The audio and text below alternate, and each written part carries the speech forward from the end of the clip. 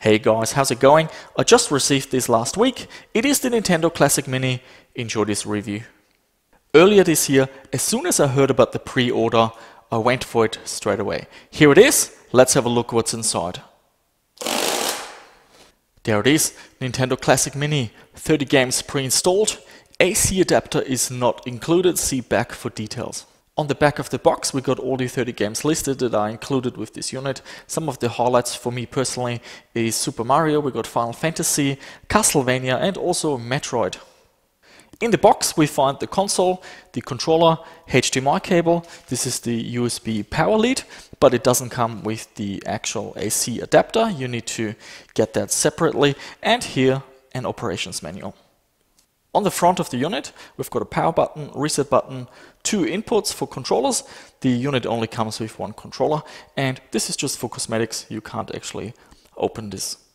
At the back of the unit, we've got HDMI out, and here goes the USB power. Note, there's no audio output, so if you can't get the audio from the HDMI, you're out of luck. Here's the controller. I haven't played with the unit yet. I will give you some more feedback at the end of the video. The D-pad seems a little bit stiff, so we'll see how we go. In terms of dimensions, size and feel, it's pretty much like the traditional NES controller. The cable is really short. I'm not quite sure what Nintendo was thinking. Maybe they just want to sell some extension cords or some cordless controllers down the track, but really that's pretty much unacceptable in my opinion. I will set up the unit, hook it up to my capture box, play a few games, and at the end I'll give you my feedback.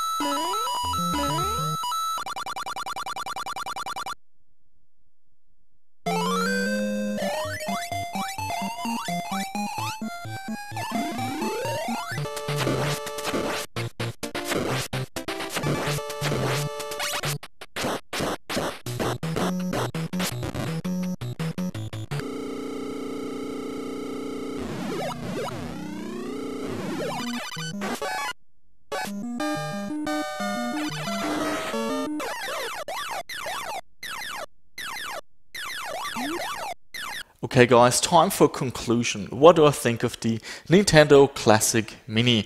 I'm gonna start off with the positives. It is super easy to use. You don't even need to look at the user manual.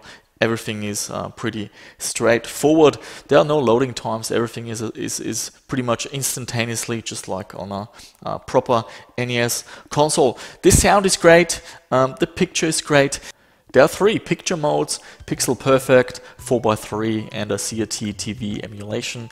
The CRT TV emulation, I don't really like the look of it. It just looks really blurry. I would have preferred if they used the Pixel Perfect look with just scan lines, but maybe that's something they can update later. The 4:3 aspect ratio usually is what I would recommend. However, you will get a weird shimmering effect when scrolling. I'll put a video, an overlay into the video so you can see what I'm talking about. So my recommended option is to go with the Pixel Perfect setting.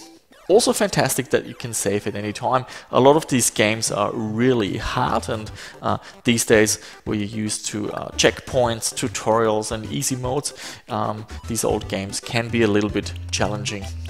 However, not everything is perfect. There are a couple of negatives. First of all, the controller and especially the short lead, really that's a joke. I don't know who came up with that decision. It really makes the unit almost not usable. So they really should have put in a longer cable or gone with a wireless controller straight away. So if you're buying this unit, you will probably find the same thing very soon and looking for some sort of an extension lead probably very shortly. Another negative is there's no audio output. Now, I understand this is meant for HDMI televisions, but because the lead is so short, I can see a lot of people just want to use this with a monitor, a PC monitor. And if you're using a DVI monitor or an HDMI monitor that has no speakers built in, then you are out of luck. It would not have cost much to put a headphone port in the back, for example. And of course, you're stuck with the 30 games. There's no way to upgrade the games, download new games, or purchase new games from Nintendo. So it's a one-off. You're stuck with the 30 games. So all in all, I think this is a really cool product. If you had an NES as a little kid and you're playing the Nintendo Classic Mini, you will definitely be warped back into the good old days. It sounds right, it plays right, it looks right. It's definitely in terms of games and how it feels and how it looks and how it sounds, they've done a really good job. In terms of value, you are looking at 30 games, and in Australia, you're looking at just over $3 per game, including the unit. So the value is not too bad, but it's not perfect. The controller is really a letdown. The lead is just so short, it's not usable. And a real shame that they didn't include an audio port, but that might not affect too many people out there. So that's it, guys. Thanks for watching that video. As always, hit the like or the dislike button, leave me some comments down below, and I see you soon in another video.